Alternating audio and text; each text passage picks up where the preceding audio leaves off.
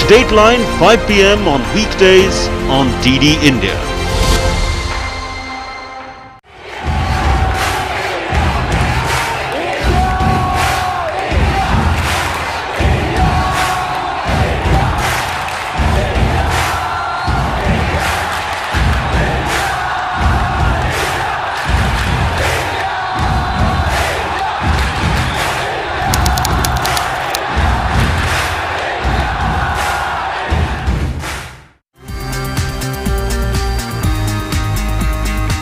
Our guest today.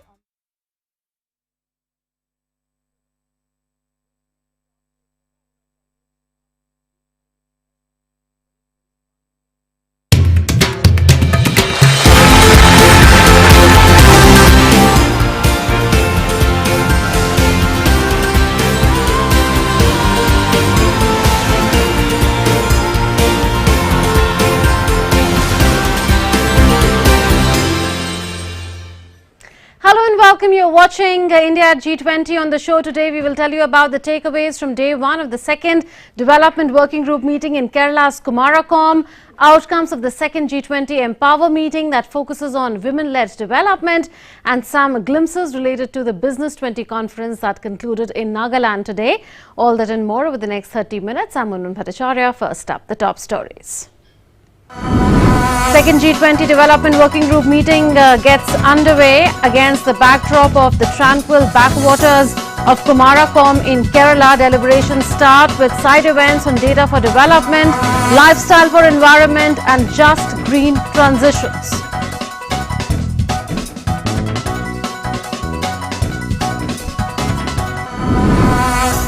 Second G20 Empower meeting concludes in Kerala's capital Thiruvananthapuram. Chair of G20 Empower, Dr. Sangeeta Reddy, announces a digital inclusion and fluency platform that will be available in 121 languages and a mentorship platform that will help bring women into the mainstream economy.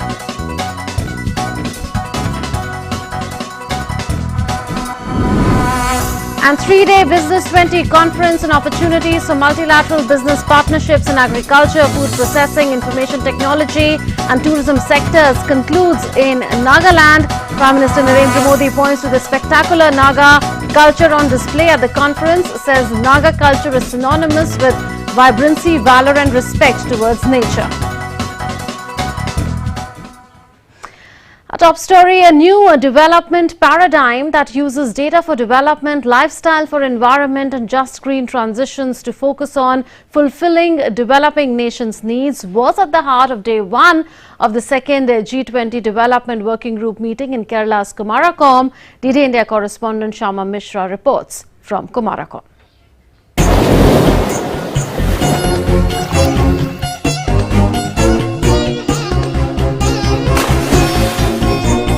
The second meeting of G20 Development Working Group started on Thursday against the backdrop of the tranquil backwaters of Kumarakom in the district of Kottayam in Kerala.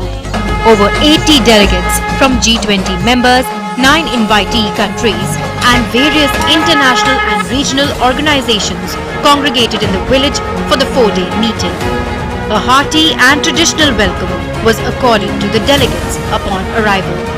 Ahead of the formal meeting of the working group, side events took place on data for development, lifestyle for environment, and just green transitions.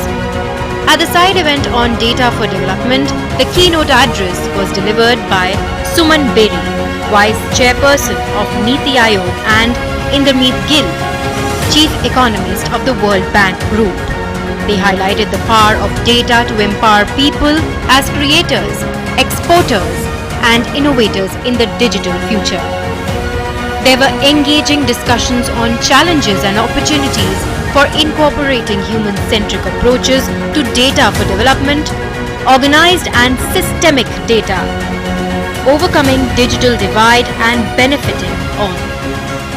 Data is essential to giving individuals, to giving companies, to giving whole countries power over their decisions, control over their lives and over their destinies. It's an absolutely critical resource at every level. On average, every dollar invested in data systems gives you $32 in return. Now that, for those of you versed in public sector investments, is really a phenomenal return on investment. Prize before us in terms of investments in capacity development, in some of the infrastructure on which these systems rely and so on, is absolutely huge, and collective action is vital.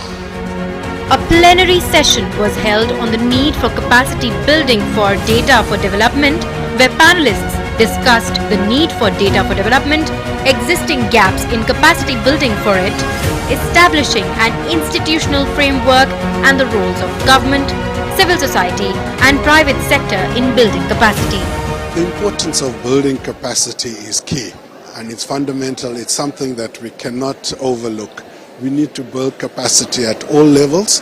Firstly, at a policy level, so that we create the right environment. We also need it at a senior government level, so that we strengthen the right organizations and institutions. We need it at the technocrat level, so that we make sure we have the right people to mine the data and put it in the right format. Then we also need it at the citizen level, so that those people in whose data you're taking appreciate why their data is being used and how their data is being used. I think the progress we've been making on data for development and on the capacity developing network is very encouraging. So I'd like to see a lot more of that happening, and obviously from a developing country perspective, there's lots to gain and lots to learn from that. Capacity building, I think our view was that one, let's keep the focus on the individual. We need to restore agency back to the person, give them enough data, give them the right kind of data to make decisions in real time. The second point was to focus on the quality of the data, and one of the important ways in improving the quality of the data is to base it on real-time transactional systems. That improves the quality of data and trust. The third thing was to look at interoperability and interoperability in the design of these systems itself, and that enables sharing not only between multiple organizations but multiple countries. So that's the key message that we had in the panel. The issue of data ownership and security was also discussed. Yeah, I think it goes back to the individual as well, right? I think when we're talking about large data sets and we're talking about doing things at a national level and an international level, somewhere we forget that, hey, this data belongs to a person, right? And once this person has given us this data, you're actually a trustee of this data, and you've got to manage this data in a way that is in the interest of the person who actually owns it, right? And hence the thought was on whose data for whose development. So that was a point that came out in the discussion as well. While delegates deliberated on Lifestyle for Environment movement launched by India, there was also a panel discussion on just green transitions, comprehensive and integrated approach in Kumarakom, Kerala. We have to do several things. One, we must ensure that it's just, which means there is equity, not just equal. Secondly, we have to recognize we all have to do more green. What do we need for it? Technology, money and people. On people, I think we've done very well. The Honorable Prime Minister with LIFE has set a very major trend towards that. But we need money. And I think the fundamental issue is that we need to find ways of making green investments in the developing countries attractive for money in the developed world. The discussions at the side events have set the tone for the working group deliberations from 7th to 9th April, which will address questions on gaps in capacity building, on data for development, and the role of governments, civil society and private sector in developing capacity on data for development. The working group will also explore how different stakeholders, including within the G20, can support capacity building to leverage data for development in developing countries. The Development Working Group has been playing a vital role in supporting Sherpas in their collective efforts to promote green development and advance towards sustainable development goals and the 2030 agenda. The developmental agenda is taking center stage during India's G20 presidency, especially in the wake of the impacts of the ongoing multiple crises which are setting back progress on the 2030 agenda, deepening inequalities and accentuating environmental and climate risks, and in the process disproportionately affecting the developing countries. The world faces two major challenges, climate change and development, and day one of the Development Working Group set the tone for further deliberations that will begin starting tomorrow. Day one was successfully completed with everyone agreeing to the fact that actionable decision needs to be taken in order to achieve sustainable development. Shama Mishra, DD India, Kumarkom, Kerala. DD India correspondent in Kumarakom, Shama Mishra spoke exclusively with Nagaraj Naidu Kakkanur. He is the co-chair of the Development Working Group and G20 Joint Secretary as well. Mr. Kakkanur termed data as the new oil, adding that their endeavour has been to get the G20 to see that data can contribute to achievement of sustainable development goals. He also spoke on how India is playing a leading role in fast digital payments. Take a listen. Joint Secretary Ambassador Nagaraj Naidu is with us.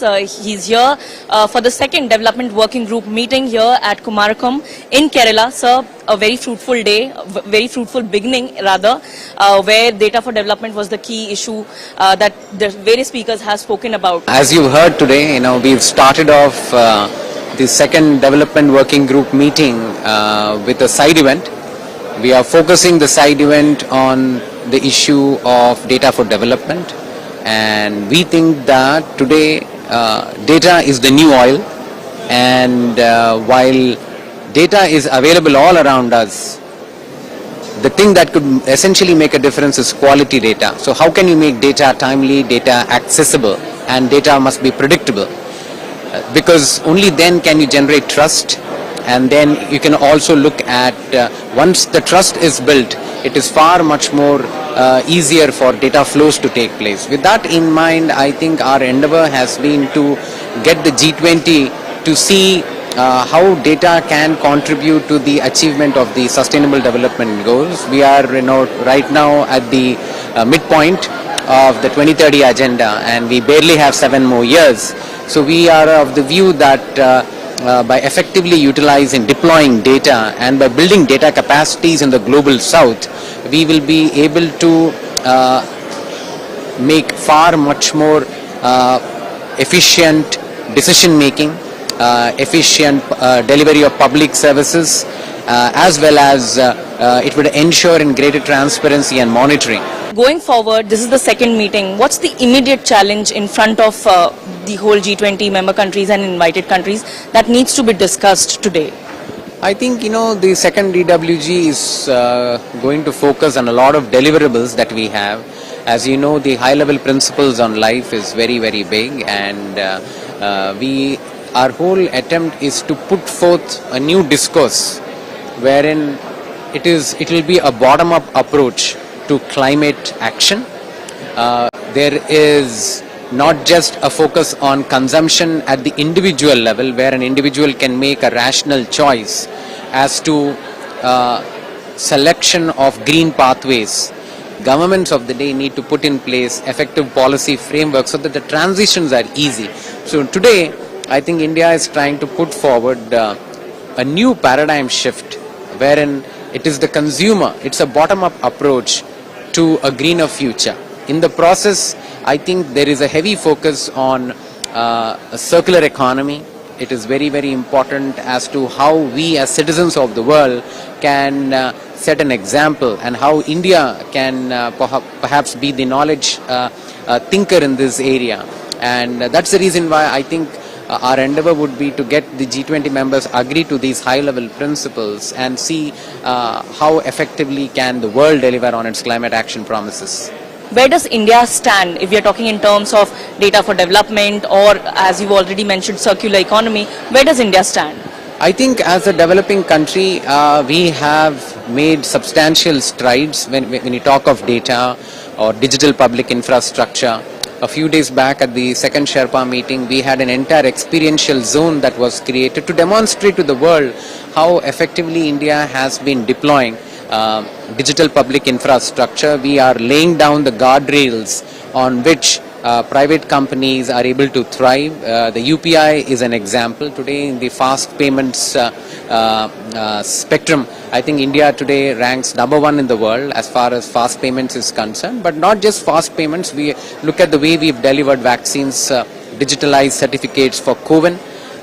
Also look at other public goods such as whether it is DigiLocker, whether it is Swayam, whether it is Diksha. We've also given the facility to the G20 delegates who've come from abroad, the facility of UPI to spend here in our own country in rupee. How is that going? No, it's primarily it's an endeavor for delegates to experience. When we say fast payments, unless and until somebody experiences it. So we have tried it out in Udaipur, we tried it out in other places wherein delegates were able to experience how are we able to make digital transactions, right from somebody who is able to sell fruits on a street to perhaps even paying bills at a restaurant. So that's been the endeavor. The endeavor is to how do you communicate transformational digitization that we are seeing at home. So that is perhaps the key of what we are trying to do. Thank you very much for talking to us, sir. So that was Nagaraj Naidu talking about various topics that will be picked up during these meeting days for the second DWG meeting, and also he listed out the priorities for India and the world to work together towards finding a global solution. With camera person SP Dubey, this is Shama Mishra for DD India, Kumarkom, Kerala. And Dr. Sangeeta Reddy, who is chair of the G20 Empower, is joining us now from Thiruvananthapuram. Remember, the meeting ended today. Dr. Reddy, welcome to Doordarshan.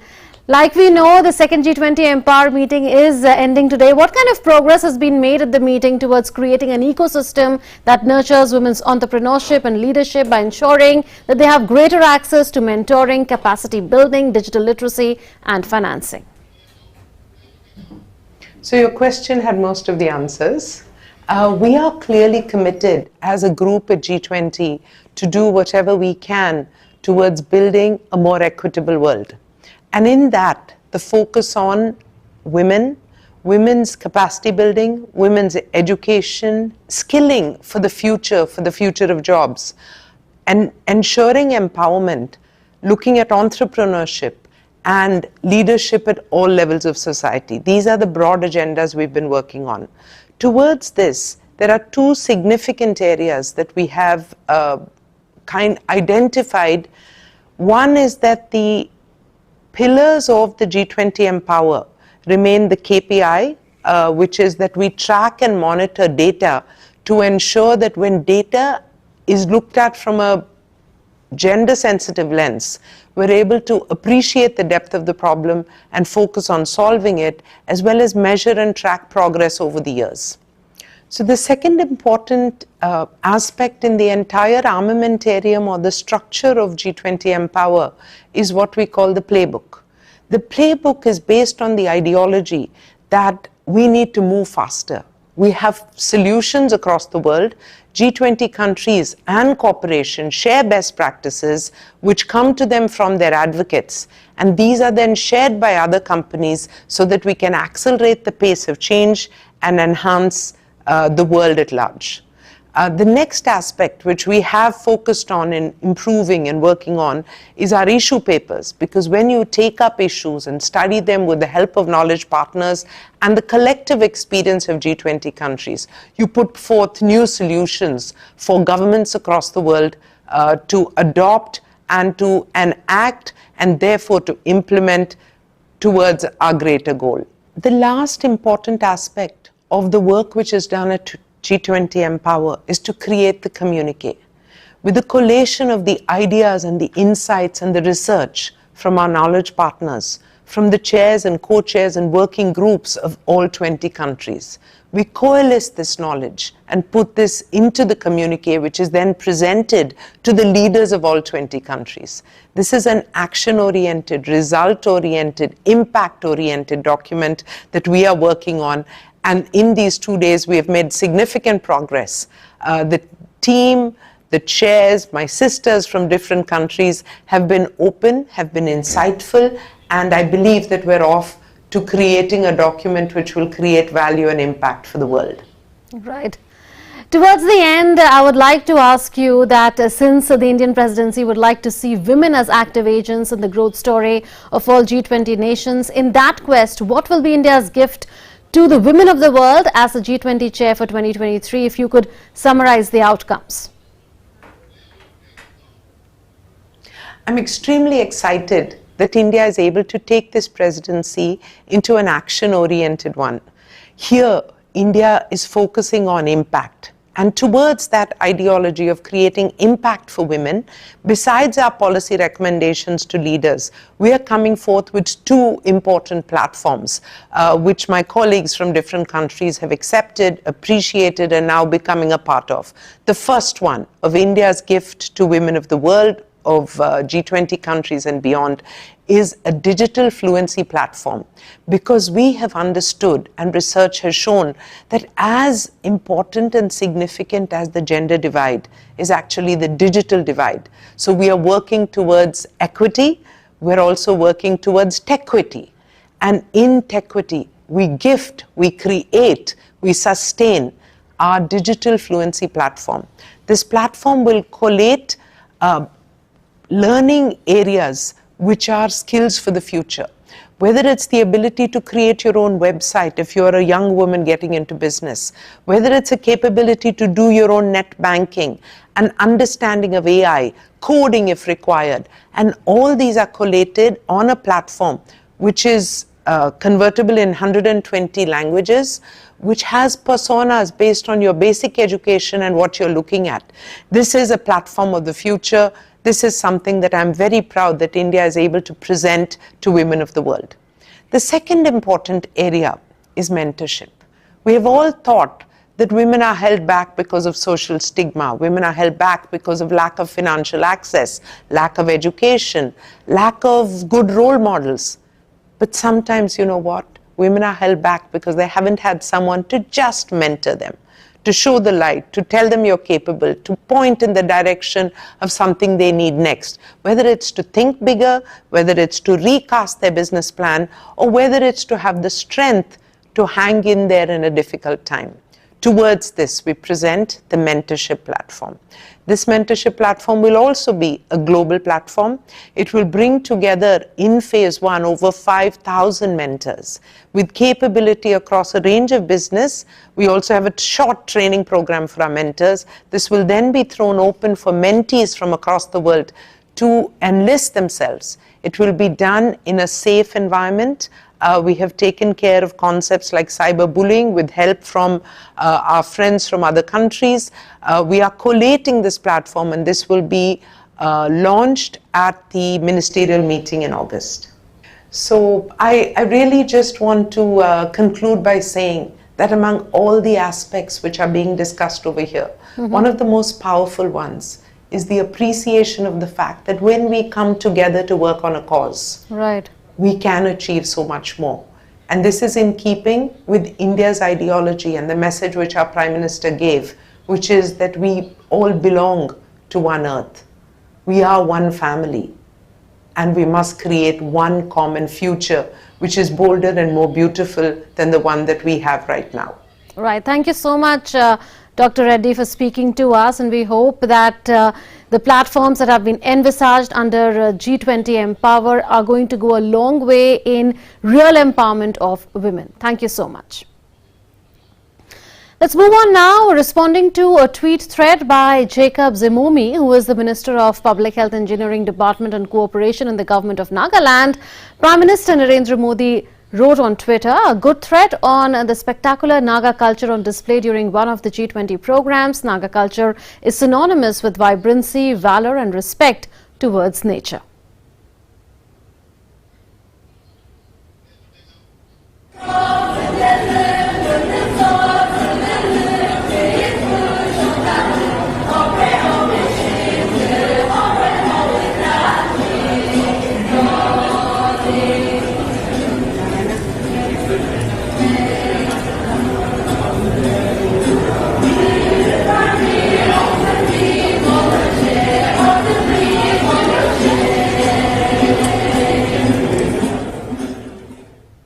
Jacob Zimimi had tweeted a video of Business 20 delegates being welcomed in Kohima, the land of warriors, by the traditional Naga dance performed by the energetic Naga brothers and sisters.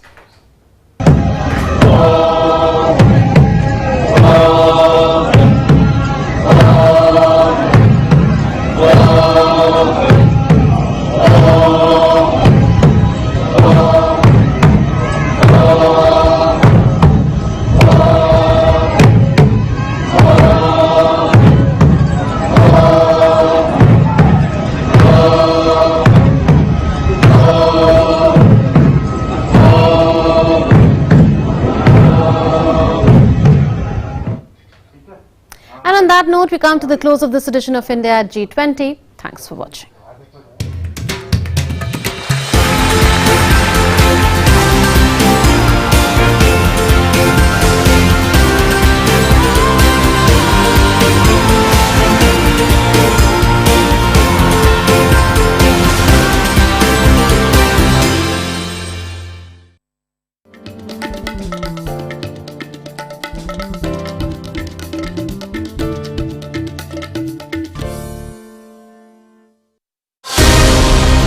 Get in-depth analysis of the important news of the day.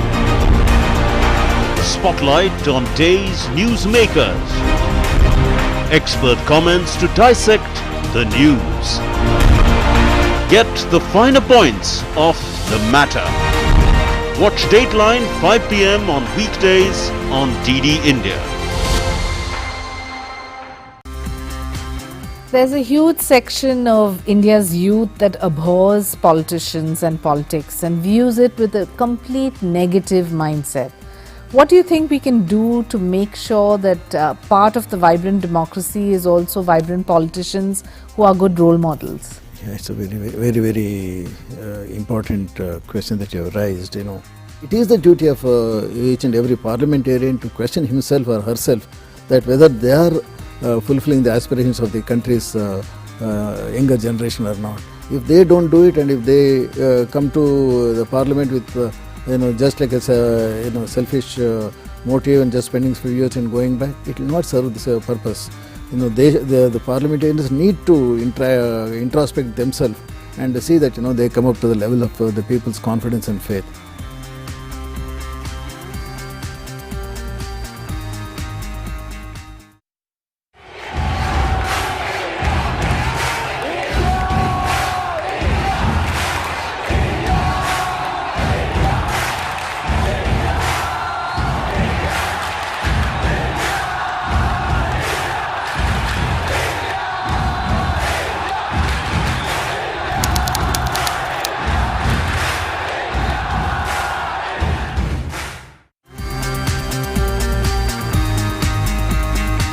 Our guest today on this special episode of The Journey. ये जो base माननीय प्रधानमंत्री बना रहे हैं, you are born to make a difference. Your program says it's a journey. It's the startup India. Do not go abroad. 10 more years. 75 years into India's vibrant democracy. This clearly is a story that needs to be unfolded. Please watch The Journey, Indian parliamentarians in conversation with China NC.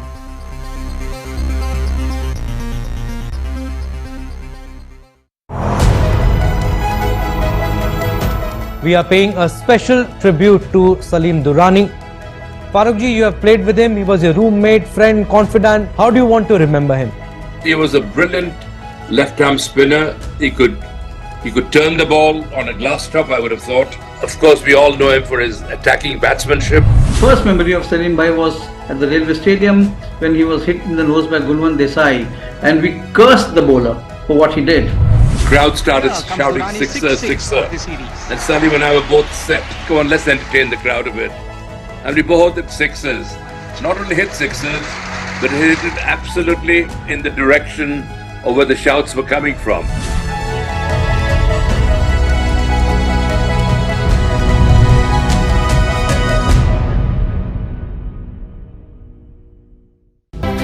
PIOs and NIs are in Canada. Over 100,000 Indians immigrated to Canada in both 2021 and 2022. Now, how have they been contributing to Canada's progress in furthering ties between our two nations? There are these young children coming from India. Every year you are getting, this year we got about 200,000 students coming from India. India contributes, Gautam, with the aging population in Canada. Of course, in other countries also, they are in the Western world. But India has been a source of young population coming to Canada, contributing with the economy.